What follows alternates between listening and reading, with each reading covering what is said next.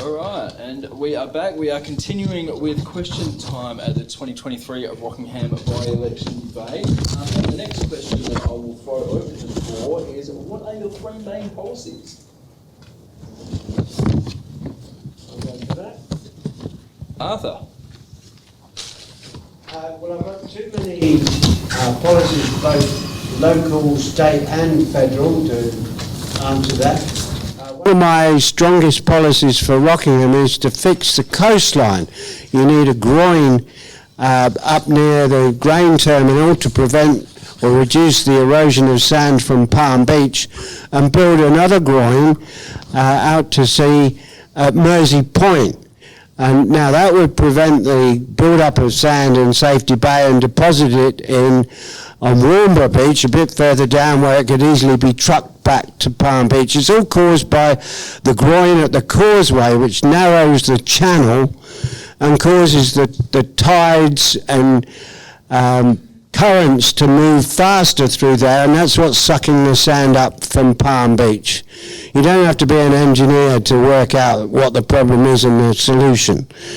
At the state level, my biggest policy is a dung beetle program, a significant investment in it, because we've got 12 million sheep, 2.5 million cattle throughout WA, and they produce an enormous amount of poo, and the flies lay their eggs in it. So we've got a huge fly problem in WA, which could easily be resolved by putting in dung beetles, which bury the poo underground to lay their own eggs in, and by doing so it improves the soil quality.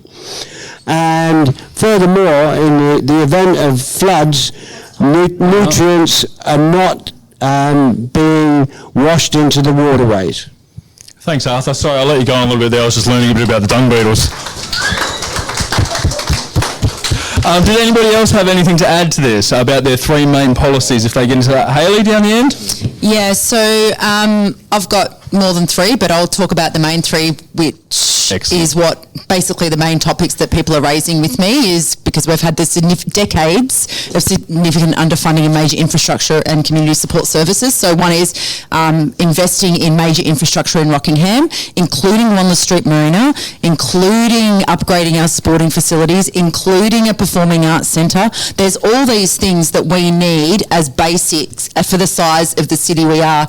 We're currently at 140,000 residents. We are set to increase by 100,000 by 2046. We do not have the infrastructure we have now. The infrastructure we have now does not cater for our population now, and we're set to increase by 100,000 by 2046, and that's not including the AUKUS people that are coming over from the US and Britain. So we are very underfunded, so we need someone in the WA Parliament. Rockingham needs an advocate in the WA Parliament to stand up in Parliament and fight for Rockingham, because we have not had that. We have not had that for decades. Beautiful. Thank you, Hayley. Mr. Hudson, you had some words? Yeah, thanks, Kit. Look, I broadly agree with Hayley's platform on this. Ultimately, Rockingham does need significant investment and attention in the area. But the three main policy areas that I'm standing on are exactly the ones that people have brought up to me on the ground. Number one, it's affecting everyone across the country, but exemplified right here in Rockingham is the cost of living. Whether you're a local family, whether you are a renter, mortgage holder, whether you're someone facing homelessness or in need of emergency relief, or whether you're a small business, everybody is feeling the pinch. They are telling me that they're feeling totally ignored, especially the business community, by the Labor government. We know that Labor aren't for small business, but they have absolutely done the businesses of Rockingham wrong by not listening to our local community.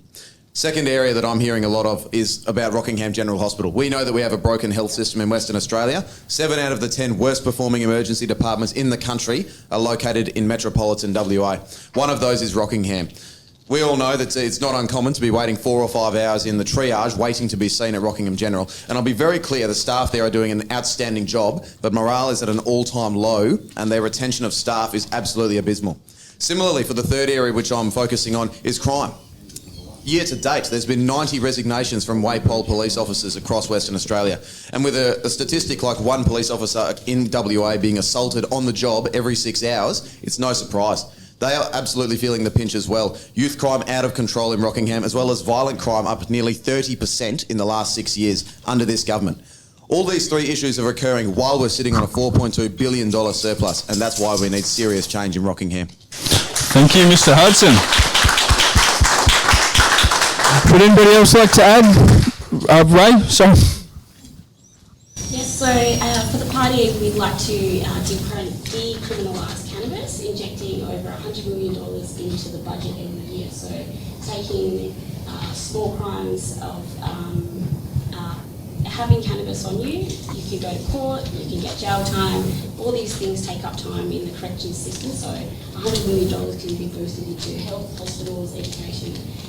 We also would like to put the medicines into the compassionate access scheme so people can have CBD or marijuana as medicine, and it's covered by the cost.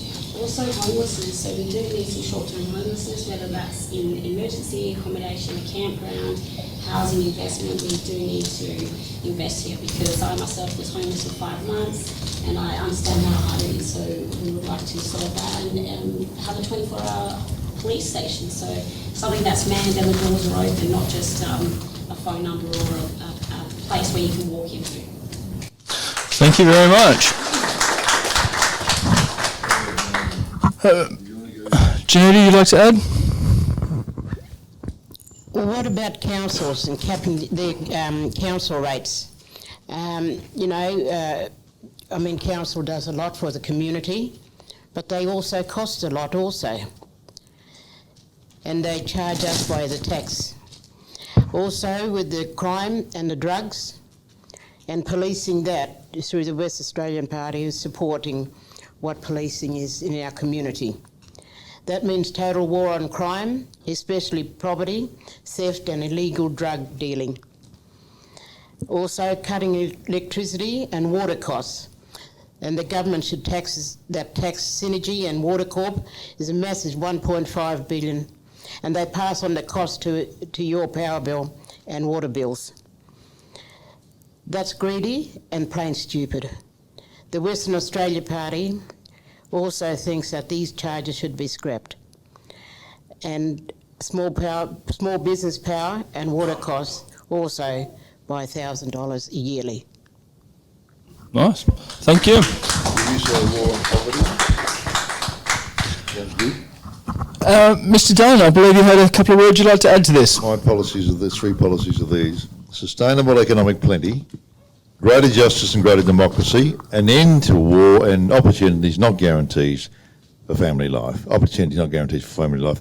It gets recognition of the environment and animal rights. We teach our children not to be cruel, and it must be a level playing field on the farms, and they must be supported by government subsidies as well, for sure. They do that in famine and fire and flood. They can do it for having cheap food where the animals are cared for. Have a humane life while they're alive, or etc. Same with horse racing. Thank you, Peter. All right, and I've heard a lot about the Wanless Street Marina during this election. What assurances can you give to the residents of Rockingham that we can build a marina without it negatively impacting Cape Perrin, which we obviously treasure so much? Hayley, down the end. I can answer that. Yeah, sure. The Wanless Street Marina is nowhere near Cape Perrin. Yep. Wanless Street Marina is at the end of Wanless Street, which is somewhere down there. Yeah. And Wanless Street Marina was approved by JDAP in 2018 with overwhelming community support. It passed all the environmental protection assessments. Right. Only had 4 opposing submissions. It has overwhelming community support, and no one needs to worry about the environment because even the greenies are backing it. So there you go. Good answer.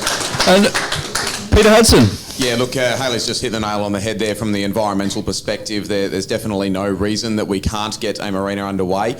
I do pose the question to the state government on why they are the only major stakeholder in Rockingham opposing the marina. From all of my conversations on the ground, be it I'm not on council, but be it with council, Chamber of Commerce, the small businesses along the foreshore, they're definitely telling me that that would be the crown in the jewel of Rockingham infrastructure, the jewel in the crown, I rather should say, of Rockingham infrastructure that we need to take our community to the next economic level.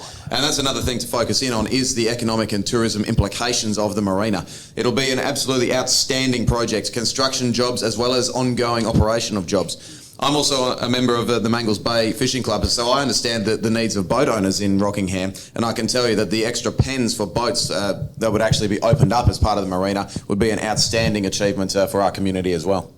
Beautiful. Thank you, Mr. Hudson. Arthur, you'd like to add to this? Well, you've only got to look at Hillary's, don't you?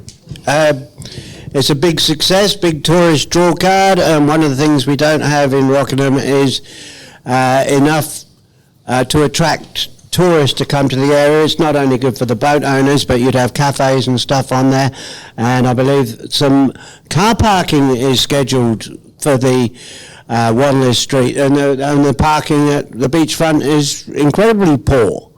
Most difficult to get to. So I'm big in favour of it. We need to create more local jobs, but it's only part of the tourism issue. We need more accommodation, we need a youth hostel, we need so many things to get tourism going, which have been sadly neglected for the last 26 years. I did stand against Mark McGowan, by the way, when he first stood in 1996. Beautiful, thank you all. Did anybody have anything to add to that? No? All right, moving on. We hear a lot about the strengths of the candidates during the election time. Are any of you willing to let us know about some areas that you feel you might need to work on to become the best MP and representative for Rockingham? Arthur? I'll take that. I obviously need to get better PR with the Sound Telegraph. They've given me absolutely zero coverage. Well played. All right. Next up, we have, what is your plan for tackling the housing crisis in Rockingham? Who would like to field this one first? Yeah, look, I'll kick off on that one, and I'll be looking forward to the submissions of the other candidates. Look, the housing crisis is a really tough one, and Hayley pointed it out earlier. It was back in 2021 that the federal electorate is already over 3,000 houses short. The key to tackling the housing crisis is increasing supply, because we're not going to be able to turn around and just halt demand or lower demand without lowering the population in Rockingham, which I hope that no one would be advocating for. So the key is to increase supply here, and the reason it's such a complicated issue is because it does require the hard work and unity of all three levels of government. So many of you would know that recently the Albanese government came out and said they're going to build an extra 30,000 social houses across Australia. That's the federal government's contribution. Never mind that they said they're going to bring 750,000 immigrants into the country over the next 2 years. Not sure how they're going to house them. But anyway, that's off topic. The state government has the responsibility of actually building these houses. Social housing is a state government issue. They're responsible for this. But what we really need is to work with the local councils, because it is the local government areas that have jurisdiction to release the land for development. So there are areas, and some, to be completely fair, some of the areas that we've identified in my team for social housing don't sit exactly in the seat of Rockingham. We definitely see a lot of development potential out in the Baldivis, which some of which does still fall inside the city of Rockingham. But the key is to work across between state and local governments in order to get land released and get houses built. Obviously, that's only part of the issue. Houses take time to build, especially in a post-COVID supply chain world. But that is what we need to set our sights on in the medium term. Thank you, Mr. Hudson. Ray, you'd like to add to this? Sorry, John, get to Ray. Yes, I agree with what the other candidates have said, and from business, so just seeing those, the suppliers, you can't get them. We've had, it's just been such a difficulty, and people are waiting a year and a half to get their house, once their slabs down. It's unbelievable. Hemp, industrial hemp can actually solve this problem. So it's one of the strongest products in the world. It's flame retardant. It's great for the keeping cool in and heat out.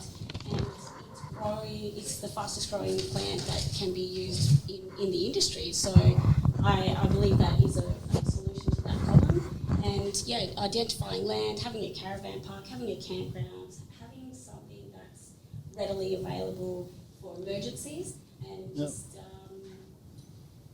not understanding now why haven't we done this earlier, and you know, we've got to pressure local government, state government and federal government's just not interested, so we can solve this now. Thank you. Janita, you had a couple of words to add. Since 2017, people have not been housed. They've been on the state government housing for all those years. Still, people and families, heavily pregnant mums, are living in cars. Since 2017, not even a third of the fraction of people that have been housed through state government.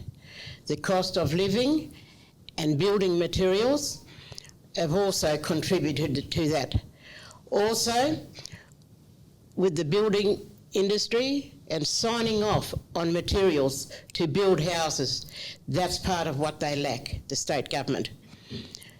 With all the homelessness and people living in cars, how do we expect the children to get a good education?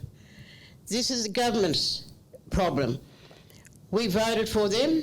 We expect them to have some compassion towards us and to the families that are struggling and finding it hard. This is a problem that we can fix if there was only those materials and the state government saying, let's go ahead. And federally also, that funding could be there and put in place for all our families across the Western Australia to be housed and off the streets. Thank you, Janita. Arthur, I believe you had some words to add next.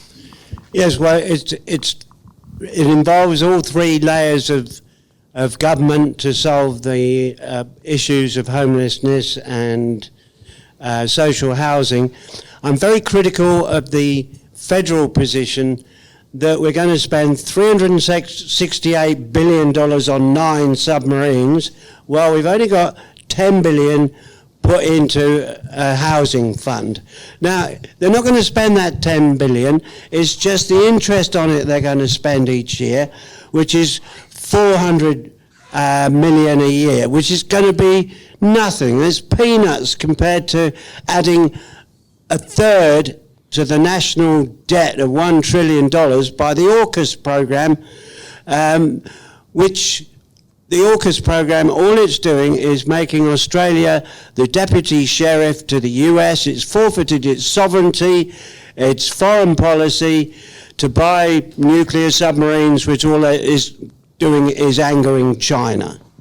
And we need to be spending that money on housing. We need to be spending that money on climate change, developing green energy technology, green energy, and exporting both, and becoming a world leader in energy. Instead of being a laggard, we need to stop greenwashing, for example, exporting Thank coal. you, Arthur. All right, okay, my time's up. Thank you very much. And Hayley, your comments on the housing crisis. Thanks. in I'll be Rockingham. really brief because I believe most of the candidates have covered a lot of the things I was going to say anyway. But I just want to make it really clear that this just hasn't happened overnight. This is from decades of planning and planning for the future. So what Australia needs and what West Australia needs is a plan for our housing needs going forward. We need to know how are we going to be living. We need to change the density of the new developments as well. Yep. So, gone are the big acreage blocks where, everyone has 800-900 square metres. With our population set to increase by such a large portion, new developments really need to have a look at the density and how many houses we can fit in and look at the way we live. But there is no plan to address the needs of housing in Western Australia, and that's what the state government should have done 10 years ago. We all know the projections of the future. You can get on Google now, you can look at Profile ID, and you can have a look at where we're going. We're set to almost double our population by 2046, and we don't have enough houses now. They knew there was a problem back in 2016, they knew there was a problem in 2021, and they've still not acted. The City of Rockingham has also just been overlooked for SHERP funding, which is a social housing economic relief package. So they have overlooked Rockingham once again, and we have not got any funding from the state government for social housing. And we are one of the worst. We are the second largest community that has housing stress in Western Australia. So we are up there near the top with rental stress. We are the second, we're rated second on Shelter WA as well. So it's not like, you know, we're doing okay. We are under stress. Housing crisis is obviously extremely important, and the cost of living.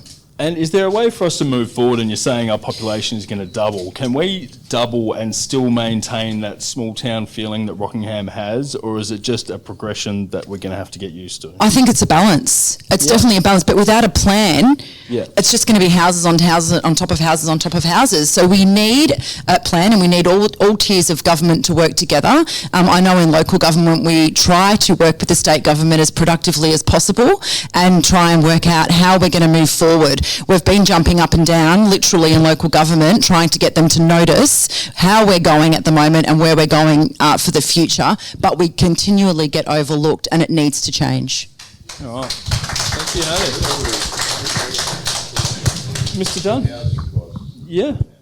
Well, my general heading is Sustainable Economic Planning involving community ownership of the major productive forces, you know, Bunnings, the brick factories, the banks, the BP, especially the banks.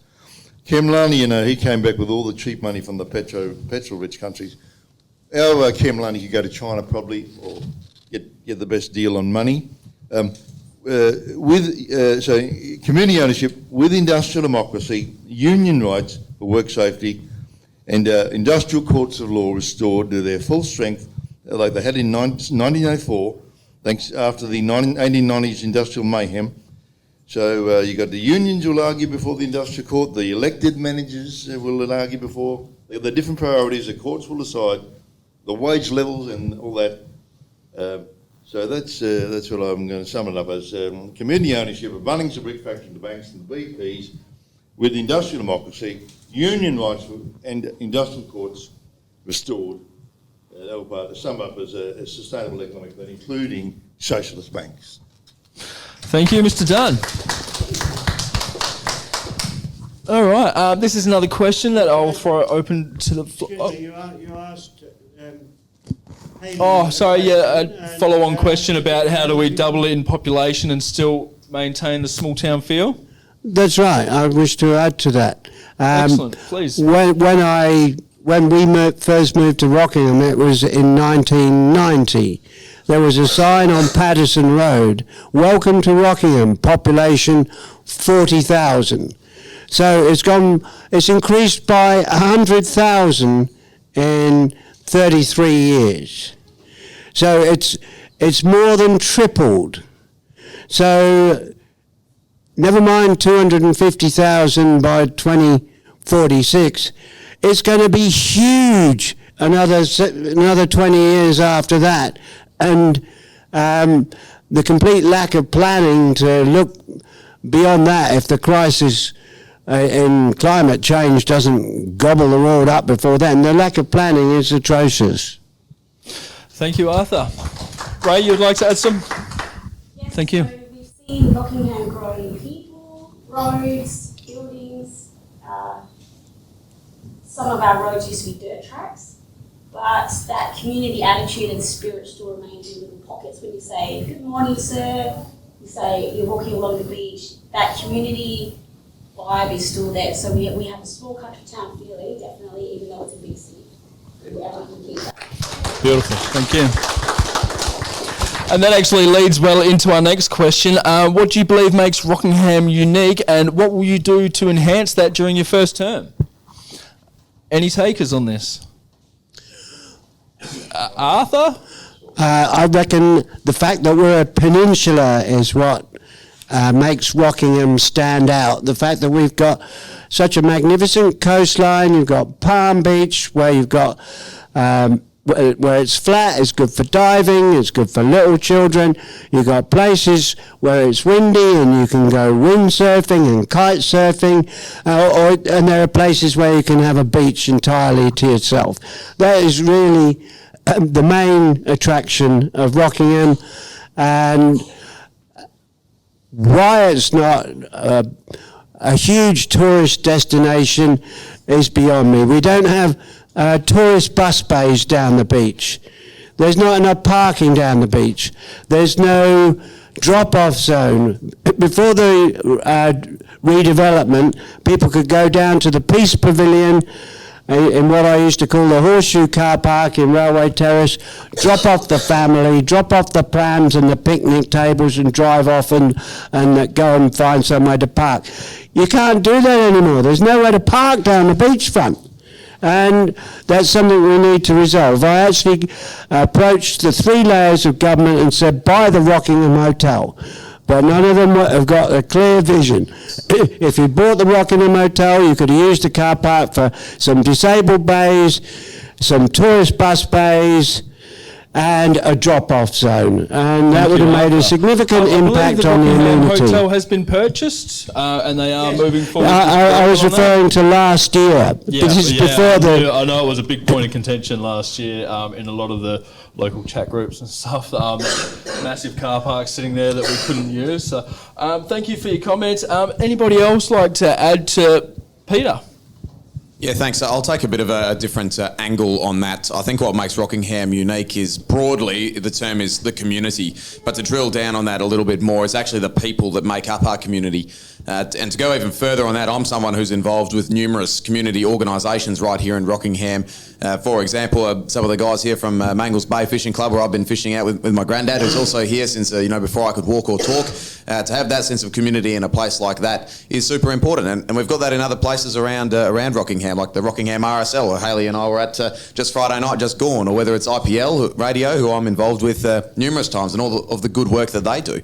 What makes Rockingham unique is the people that make up those organisations. And so in terms of going back to the question on what I would do in my first term as the member for Rockingham, is to provide real support for those organisations. I've already started reaching out, creating petitions, pressuring local bodies to get funding or to get projects on the job for these organisations. And the clear and consistent message that they're telling me is that the community organisations and the people within the community don't feel listened to. They do feel ignored, and they are looking for that person to come in and be their voice, to fight for them and actually deliver results. Thank you, Mr. Hudson. Hayley, you'd like to add to that? Yeah, thanks. Look, Rockingham is a very, very aspirational community. 30% of our population here were not born in Rockingham. So we have people come from all over Australia, from all parts of the world, to come here and make a life for their families. Rockingham is really a place of opportunity.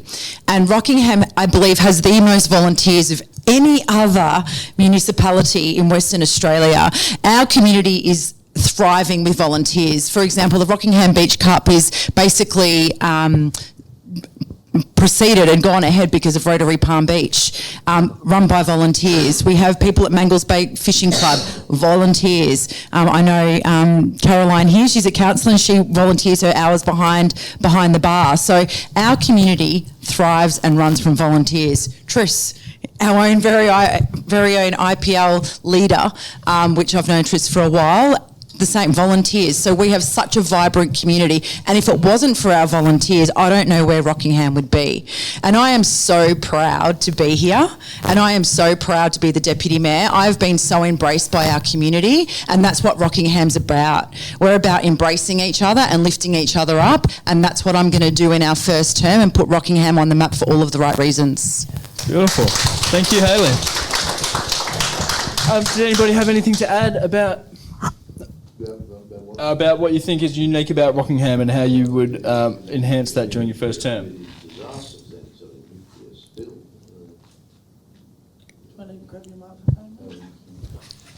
It'd be a disaster if there's a nuclear spill.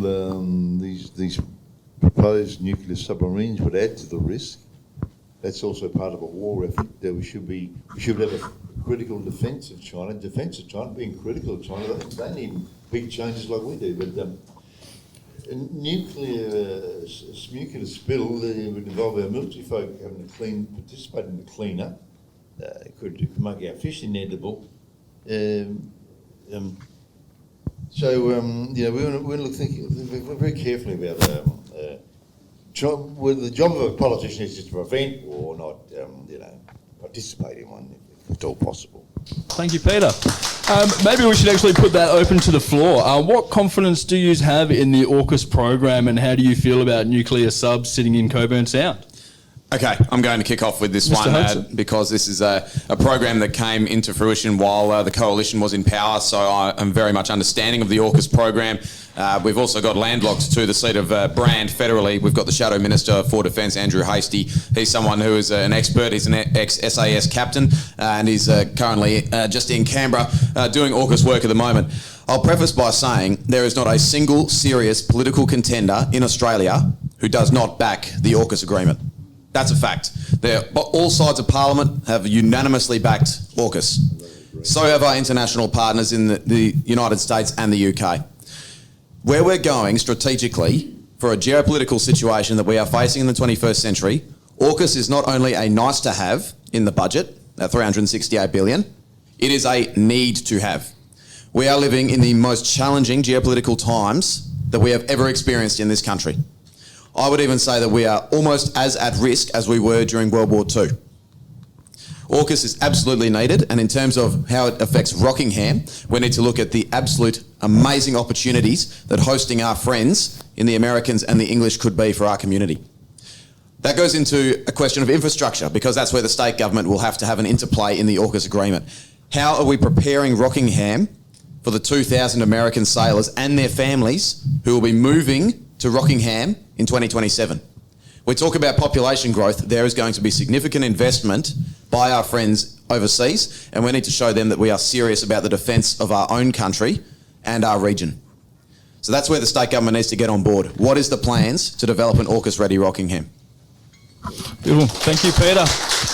Hayley, can I get your comments on the AUKUS subs sitting in Cockburn Sound? I can reiterate basically what Peter has said. I support it. I think it's an amazing opportunity and an absolute need to have in the world we find ourselves in at the moment. But I can tell you now that Rockingham is not ready for AUKUS. Right. We are not ready. We have no housing for the families that are about to come over. So all of that pre-planning, because it has been a failure of the current government, there has been no pre-planning. So unfortunately, we have families coming within months from overseas, and we have no housing for them. So there's a big development going out on Garden Island at the moment to put more accommodation for sailors and things like that. But we need housing for families. The families that are going to come here, they're going to be playing local sports. They're going to be going to local pubs. They're going to be going to local schools.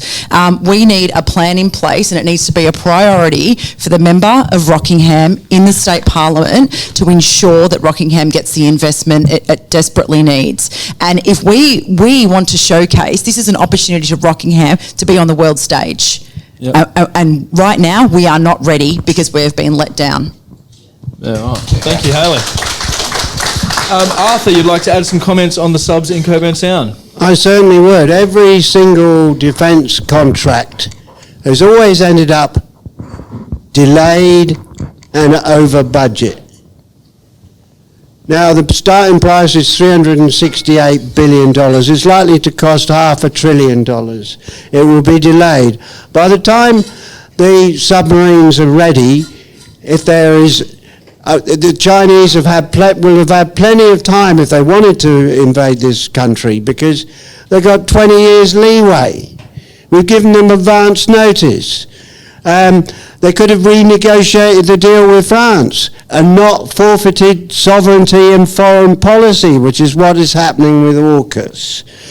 I further make the point that even with the current conventional submarines, they're not all out at sea because they can't get enough submariners. With nuclear submarines, the submarines will be going out on 6-month deployments.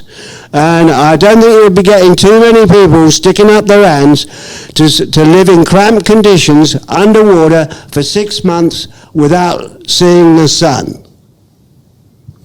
Thank you, Arthur. All right, just quickly, this one's a little bit, it's been sent in, it's an interesting question. With the development of smart cities around the world and the future of Rockingham growing, doubling in population, how do you feel about security versus privacy when it comes to the streets being lined with cameras that have facial recognition and companies like Bunnings and Kmart, I know it's for targeted advertising, but having that sort of facial recognition and being able to track people wherever they go. How would you feel about those sort of systems set up in Rockingham? Ray?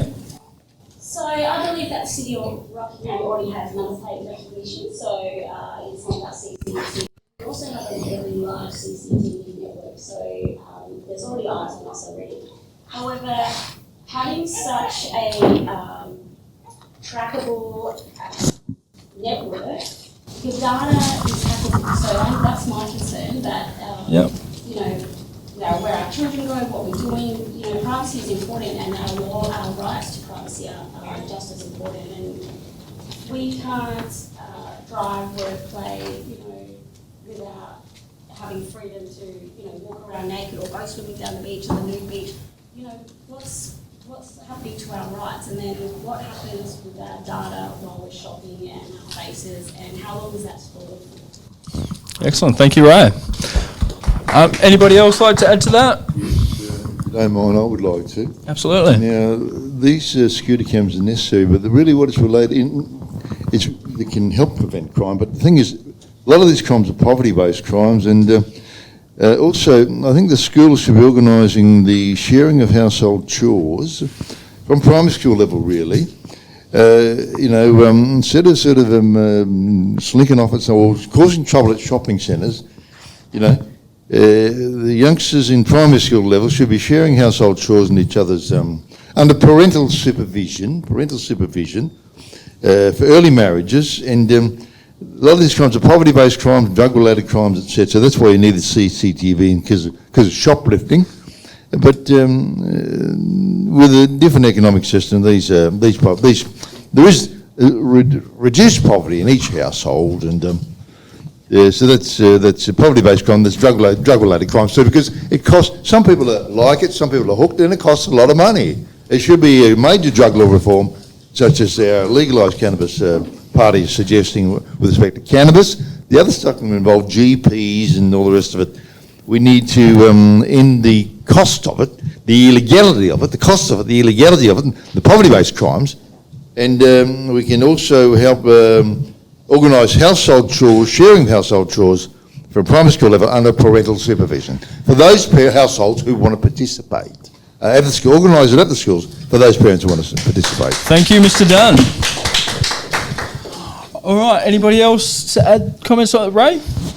I know sometimes when I'm going out in the city of Perth and, you know, everything's shut, the city of Perth has facial recognition, and sometimes we need to do a bushweed when we're travelling, and if I need to do a bushweed, that's my concern. I always have emergency toilet paper in my handbag, and that's what I fear. So if I'm running, what footage is going to come out of me doing bushweeds all over the place? Right. Fair enough. All right, quickly, Arthur. Well, I think you need cameras in locations such as down at Point Perrin, where there's a lot of crime, and you need it outside pubs. I was recently bashed outside a pub, and there were no CCTV cameras. Somebody who was completely drunk. I didn't know what he was bashing me for. Somebody half my age, and I believe it's related to a combination of meths and drugs when people go out. And previously, I got involved because I was in the vat dancing, and I looked out the window, and there was a guy kicking somebody else in the head across the street, and by the time I got there, a few other people had gone out there to help, and I tried to take a photo of the perpetrator, and one of his mates smashed my phone on the ground, and I got punched.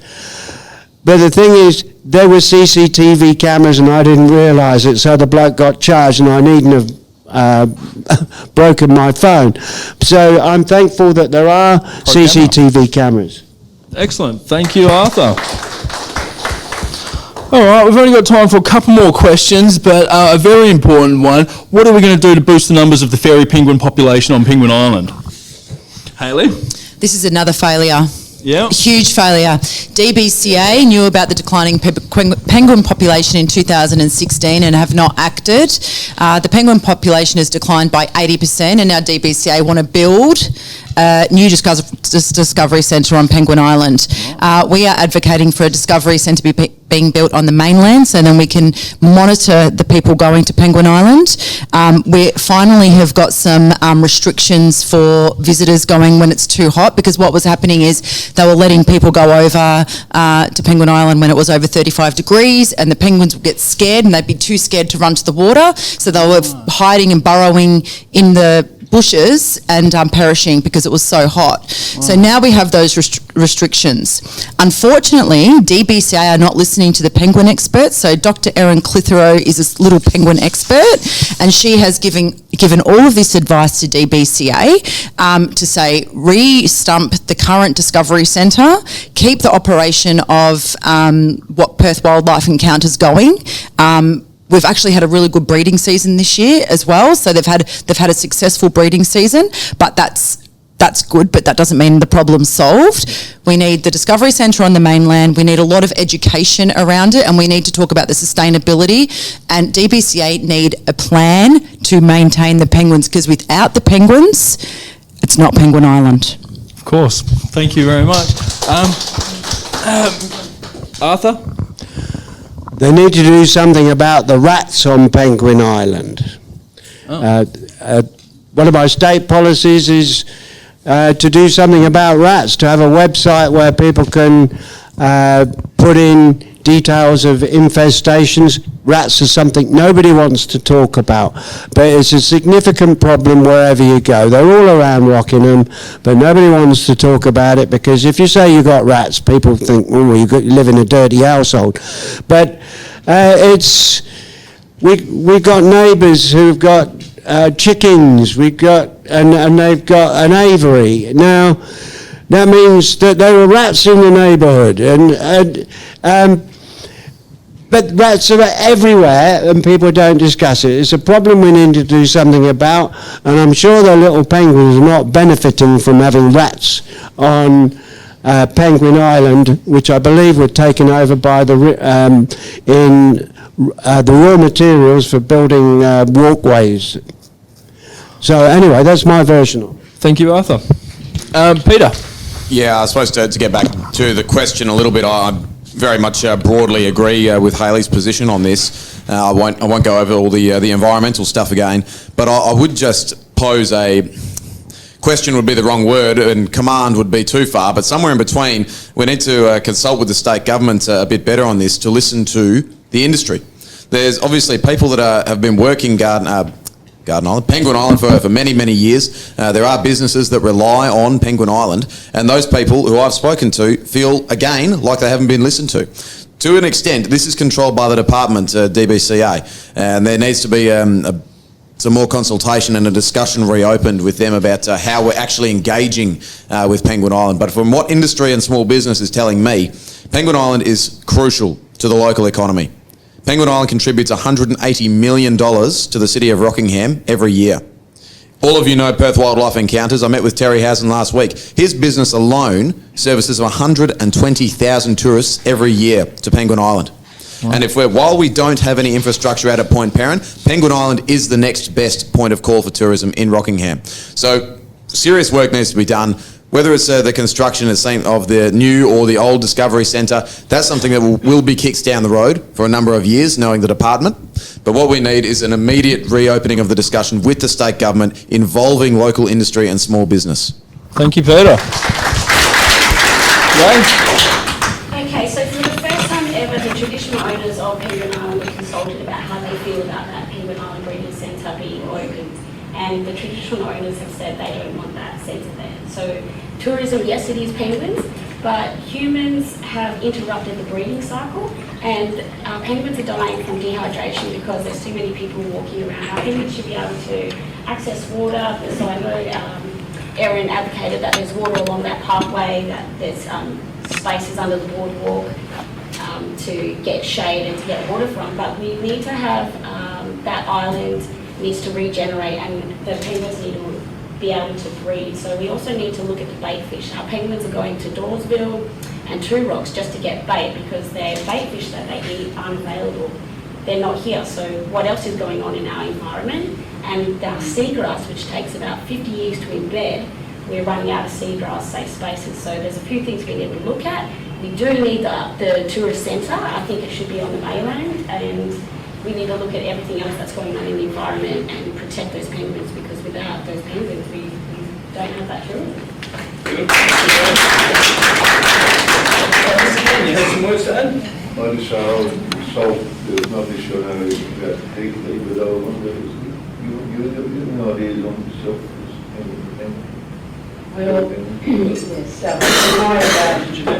my experience, and I suppose, one of the happiest things of coming down to Rockingham and with families, and that was to see the penguins. But the environmental issues also take up to 5 years of what the grass to grow back, environmental issues in the sea, a long time term, and in the sand, and also with the flow of the water.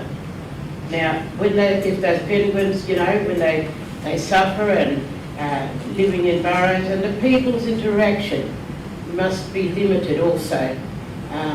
Also, we have to look at it in a humane way, that when we have these sort of situations living in our communities, it's nice to go and see, but the limitations, because our skins come off in the water, and this also affects wildlife, and especially penguins.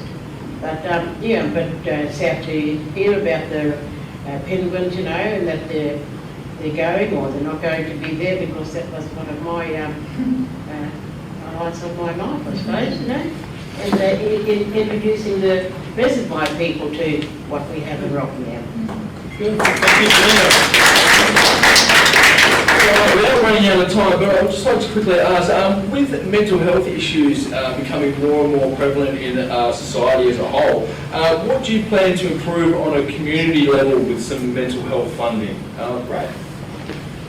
Training. Some of our GPs are not actually trained in mental health, emergency first aid for mental health. So if our GPs aren't trained, then what's happening? So some of our nurses are trained in one package, but it's developing on training in elderly first aid, mental health first aid, Aboriginal mental health first aid, and we don't actually have beds. So I can take somebody who's homeless or somebody who's having a manic episode or self-harm, and they can be bleeding and they're turned away. So some people go and commit a crime so they can get a bed, or they can go into corrections to get into the mental health system. So it's really actually broken. So we need training in our medical staff across the board, GPs, nurses, and we need to have beds. So we don't actually have that. So yeah, we've got a high suicide crisis, especially with our young people.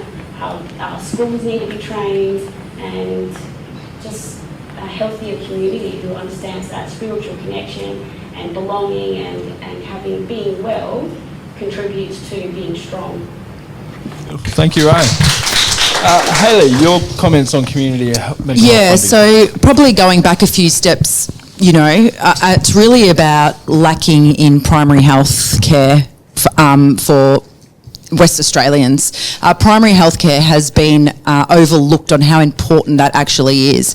And for primary health care, it's about having a good GP that you go to and having that continuation of care through your GP, so you can go into your GP and have a conversation with your GP about anything that you may be, struggling with, and then referring you to a psychologist, not going on a mental health care plan, walking away with a script and not being able to see a psychologist for 12 weeks.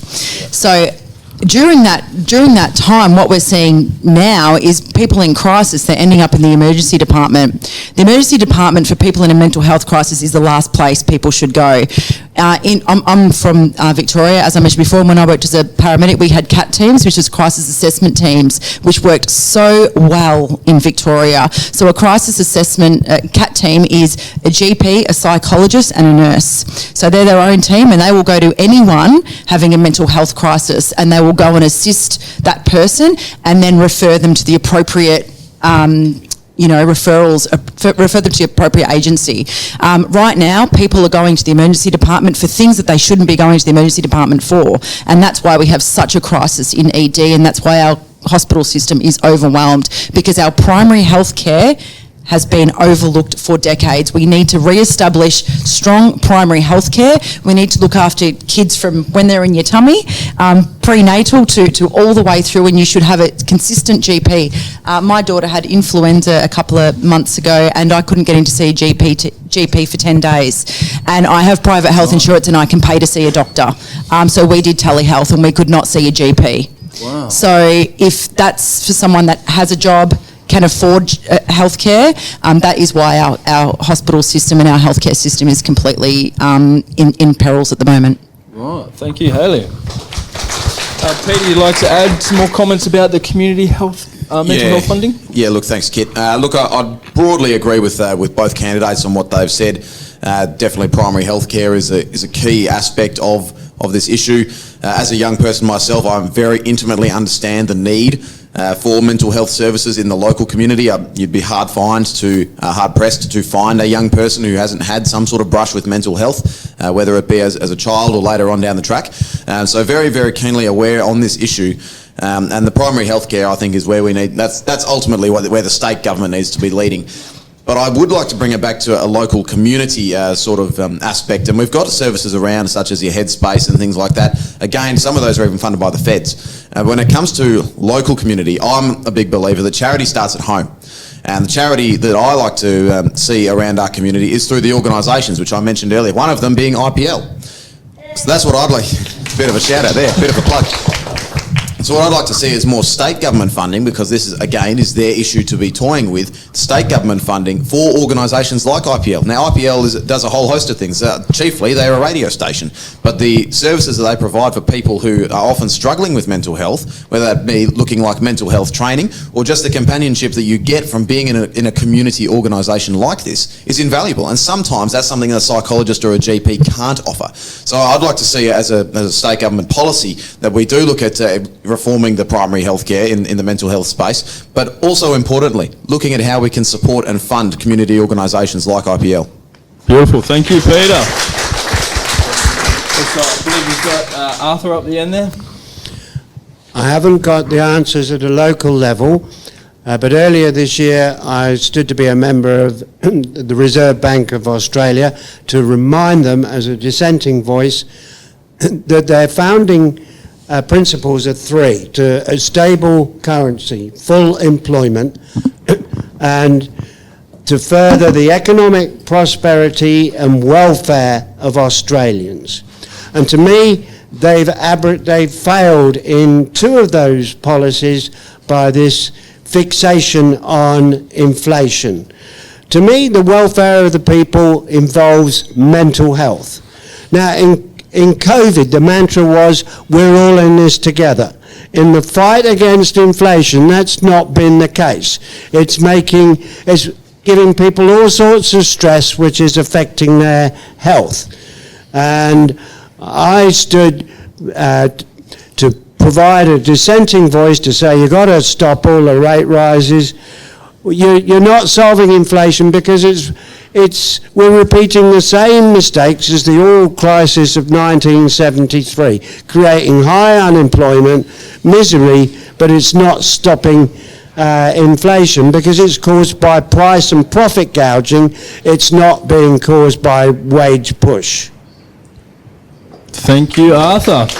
Ray. Just add to that, the mental health industry in professionals, our psychiatrists are leaving the industry more than can be trained. So getting to see a psychologist can take some time, but it can take 2 to 4 years to actually see a psychiatrist. The initial appointment's about $450. You can rarely get a phone appointment, so you need to go in person to see a psychiatrist, and it's expensive if you don't have private health. So something our government could be doing is lowering those prices, putting it under Medicare, because you do get a small rebate back, but it's not much.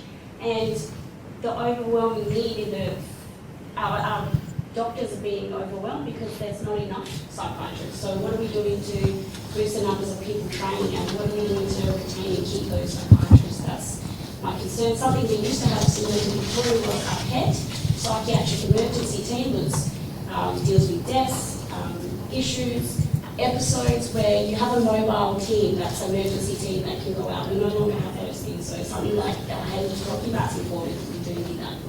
Beautiful. Thank you, Ray. Peter, you've got some words to quickly add? Yes, I spoke about this at the Salvation Army the other day, and I mentioned it here at the IPL. The casino needs to be now structured like WA Lotto, where even if you lose, you win. The time has come for the private profit to be removed from the casino, and for all that money that the losses amount to, should go to places like IPL and the Salvation Army. Also in the workplace, workers' control with industrial democracy and strong industrial courts with these learned judges with the experience. They know if there's a complaint, they know what's going on. Workers' control at community property like Bunnings, the brick factories, the banks, and the BPs, where you're learning, for example, fix electric cars. You're learning about how the parts that electricians use, etc., and also there's this. These folk are developing individuals. They're not a label. They're developing individuals, not a label, and they need the new dole or the retainer or the universal basic payment, which is completely free of labels. They're developing individuals, not a label. Thank you very much, Peter. And Janita, to wrap it up.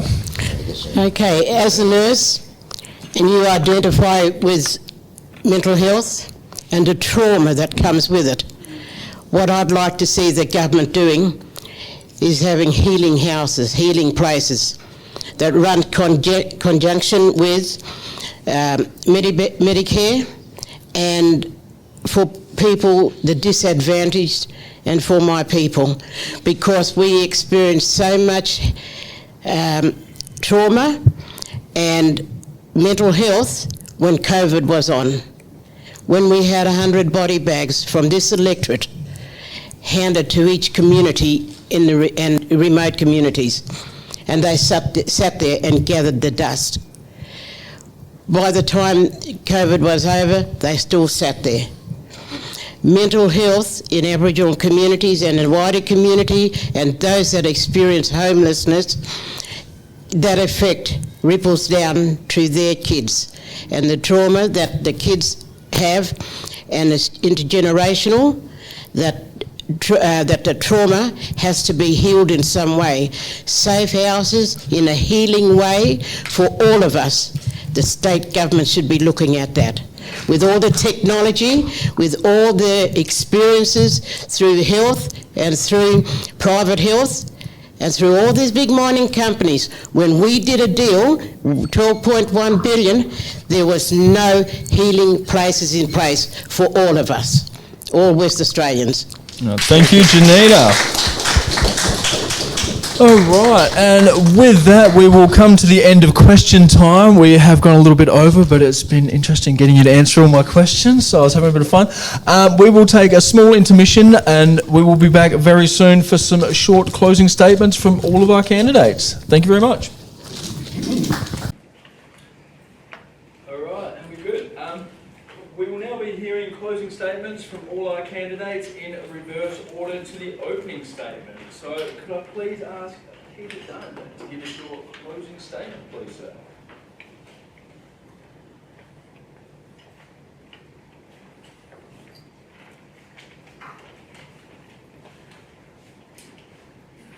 Right. So, as I said at the start, my overall overarching policies for a socialist revolution peacefully by referenda.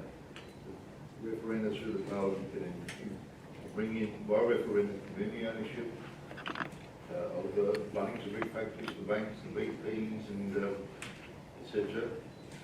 The corporate farms, not the family farms. Family farms are completely different in my view. They're the Thankyou enterprises where the boss is the boss, the workers have a real choice. You need to add money to the, keep them down on the farm. The individual farm workers need to get extra money to help keep them down on the farm. Now, I also stand in particular for the yes vote for the Indigenous voice to the Parliament, and I'm urging the student guilds and the academic associations, graduate associations at the University Senate get on the job of conducting their own referenda and other votes for the yes vote for the Indigenous voice to the Parliament.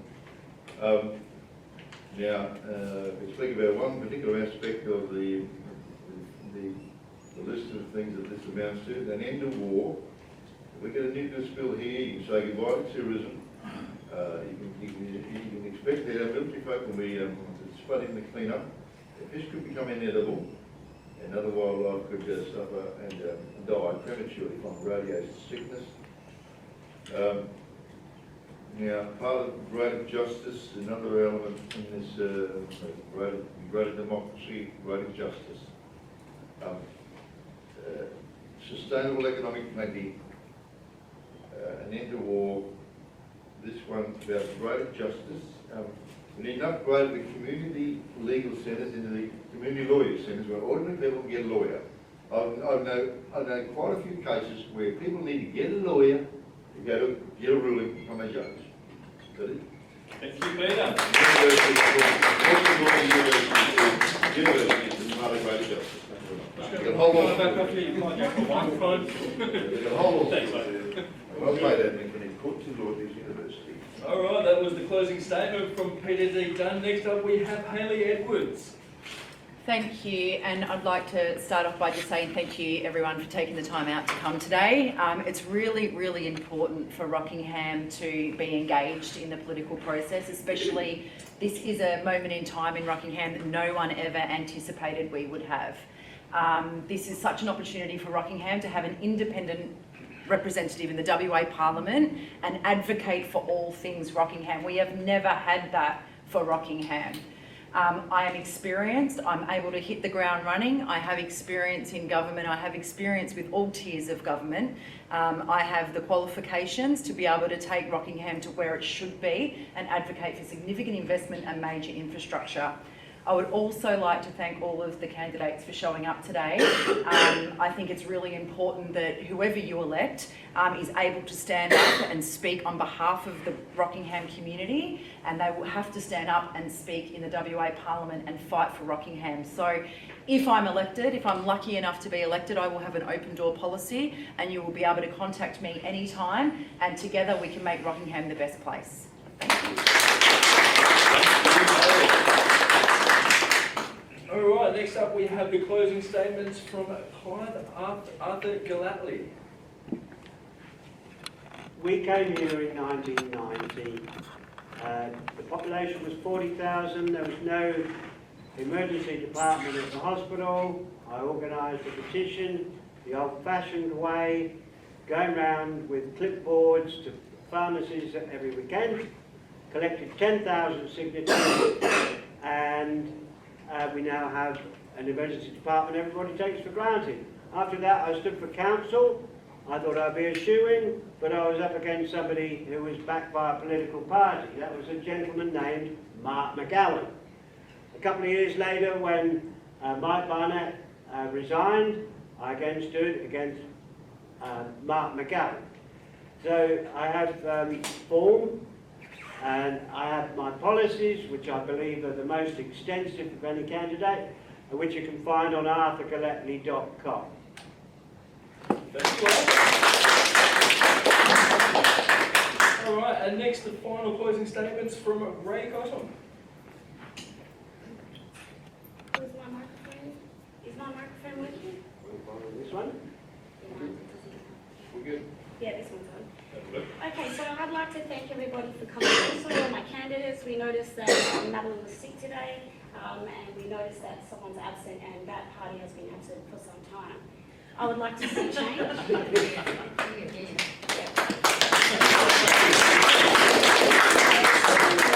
And I would absolutely like to see some change where the community is ready for change, young people are ready for change, our seniors are ready for change, and whether that's in the form of affordable medicine under the PBS or a compassionate access scheme, our party has a solution for that. We have a solution for our housing crisis, and it is industrial hemp. We need to change those laws, and we need somebody in Parliament who's going to say, hi, I've been homeless because no one's invested in this. So let's have a solution to that. Let's have a local who's going to stand up for you and represent your views and your voices. And I'd like to...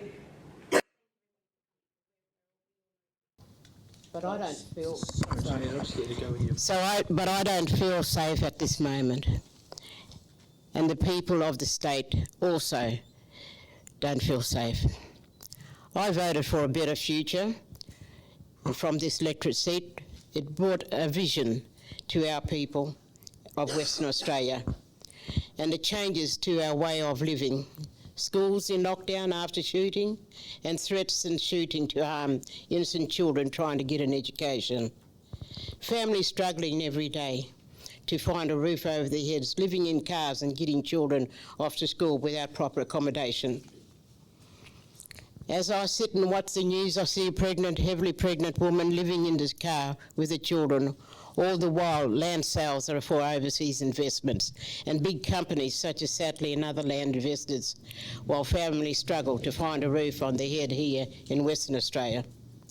Students at university levels also facing high HECS fees, only to students that are not having breakfast and to going to school.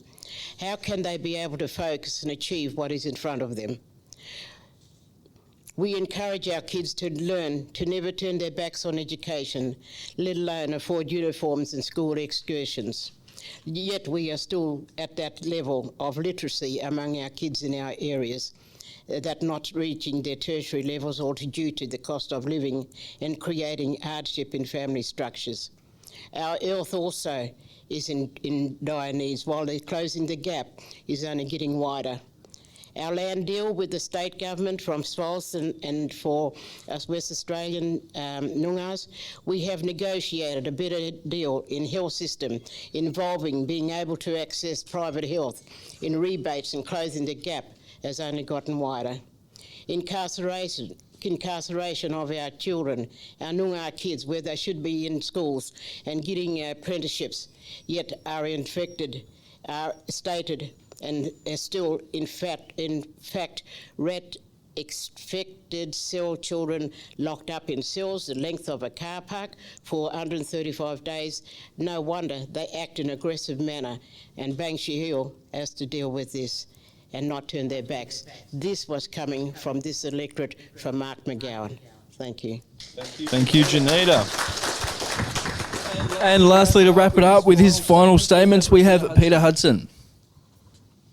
37.7%. That is the margin that the WA Labor Party holds the seat of Rockingham on. It is the safest seat in Western Australia, the second safest in the country. We candidates up here on the panel understand the challenge that is in front of us. If we were able to turn the seat of Rockingham, whether it be blue, purple or green, it would be historic.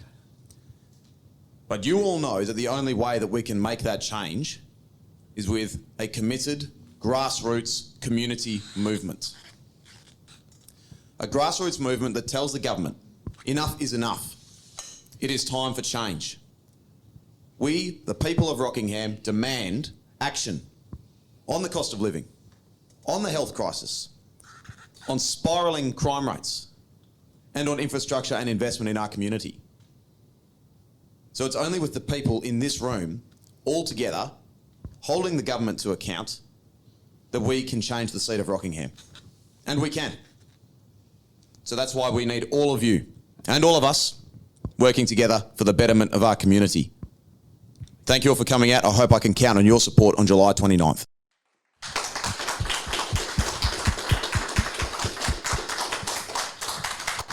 Thank you, Peter. And with that, that brings us to the end of our debate here for today. I'd like to quickly take this time to thank all the candidates, especially the ones that have shown up here today. That's no dig at Madeline. She was genuinely sick, you know. Yeah. No, it's been all very respectful and not a huge amount of back and forth, but I hope that we've managed to showcase all the candidates here and give them the opportunity to explain all the policies that they wish to take forward.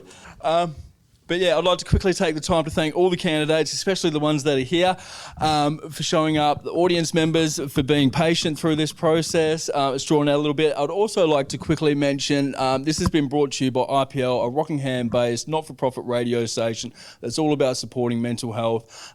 Any support or any volunteering that anybody here or anybody watching later can contribute towards IPL is greatly appreciated. I'm sure in editing we will be putting up some tags along the bottom somewhere here, Tris, that people will be able to follow to donate if they so feel the need. But yeah, again, I won't be announcing a winner of the debate today. You all get a participation award because we are non-biased. But ultimately, I hope that through this, Rockingham is the winner. So, again, thank you all for being here. And if we achieve nothing else, I hope we can live up to the words of Don Chipp, the founder of the Australian Democratic Party, and we at least get to keep the bastards honest. So.